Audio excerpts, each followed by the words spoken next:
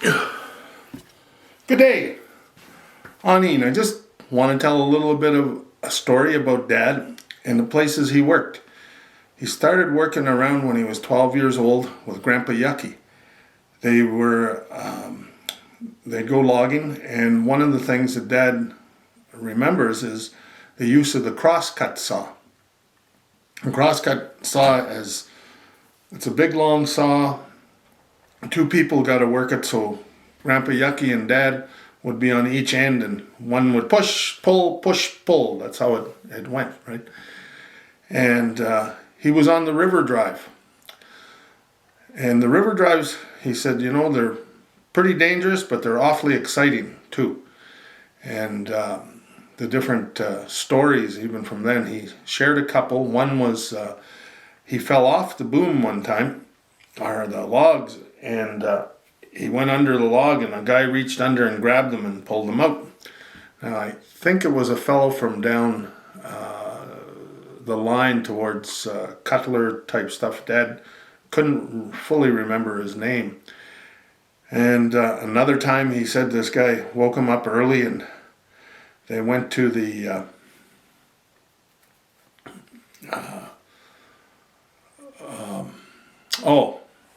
the guy woke him up early, and he had dynamite. He says, "Here, I'll show you how to set dynamite to blow up the log jams." Eh? And so off they went down to the river. They're walking out on a log. The guy lights the fuse. Then doesn't he fall in the water? So do you grab the guy with the lit dynamite, or do you let him go down, or whatever? Anyways, nothing happened. The fuse, I think, went out, but it was entertaining times. And Dad talked about the cook too, because he'd spend a couple of months up in the bush, eh? And he said the one guy insulted the cook, was mocking him when the cook's sort of outside, and the cook couldn't see him. So the cook comes in and says something to the effect, "Who in the hell's laughing at me? Come on outside and see if you'll laugh," eh? And the cook had a reputation of being a boxer. So needless to say, the guy packed up his stuff and left the next day. And you had to be good to these cooks too, because if you didn't, they could sure as hell burn your food, put too much salt on it, whatever, right? And another thing, well, Dad, when he was doing the logging and skidding with his dad, they worked with horses. So he worked with horses when the trucks started coming in. Dad drove the trucks, as well as, of course, worked with them. And he's got an old picture, I'll have to find it, of them, like they didn't have skidders or cranes to lift the logs on top of the trucks. And so what they had was a system where basically the horses would pull it up. There would be a frame, I can't remember what the frame's called, on the opposite side of the truck, and you'd sort of pull the log up the frame and then have it dropped somehow onto the truck. And just different ways of getting around things. He said one time he remembers there was a real bad stretch of the road to drive down, and so he would drive. He'd stand on the outside of the truck, hand inside, steering it, and then if the truck started to go over the ledge, well, then you jumped off, right? And he also told the story about this guy who, when he got stuck, he somehow wrapped the chain around the axle, hooked it up to the tree, and the truck sort of pulled itself out of the ditch. All sorts of neat things that, of course, are gone. Dad worked in the mills. They'd bring the logs down through Garden, and then raft them down, which was basically a tugboat would bring them down to the mills in Echo Bay. Weaver had a mill on the Indian side, and then Buchanan's had a mill on the Echo Bay side. And one of the things, I guess Dad said, what sort of the cycle was to some extent, is you could work all winter in the camps, logging, then doing the river drive, and then work at the mill once the logs were at the mill, right? And he said by the time they went through most of the logs, you were ready to go back into the bush. So you were on this cycle. And he started when he was 12. I'm not sure how old he was, but he managed to make enough money, he said, to buy his own truck. Can't remember the year, but I would guess when he's 16, 17. Dad also worked in the Jordan mine. And so he talks about bringing Mom down in the mine, and you're down in there and whatnot. And when they go back to Mom's house, Grandma Harriet was pretty upset that he had brought her down in the mine, because I think she came from the mining area in England, or at least knew of the stories, and a lot of the things where people would die in the mines, cave-ins, plus there'd be gas sometimes in those mines. And at some point, Dad, what else did he do for work? One of the things he worked on was he'd paint the smokestacks, and he was go up in the on the rigging up into the smokestacks, and he talks about one time using his teeth to help him balance. So he had a rope, put it through his teeth, and he's leaning back, I guess, and painting. And he also likes he was painting on the Windsor Hotel, which was the tallest building in the Sioux at the time, I believe 4 stories. And he's up on top. One of his buddies goes down below and are walking by on Queen Street, and Dad hollered at him, "Hey, Smitty," or whatever the fellow's name was. And of course the guy's looking all around. He'd holler, Dad would holler again. The guy crossed the street a couple of times looking around. He never looked up, but Dad got a good giggle out of that.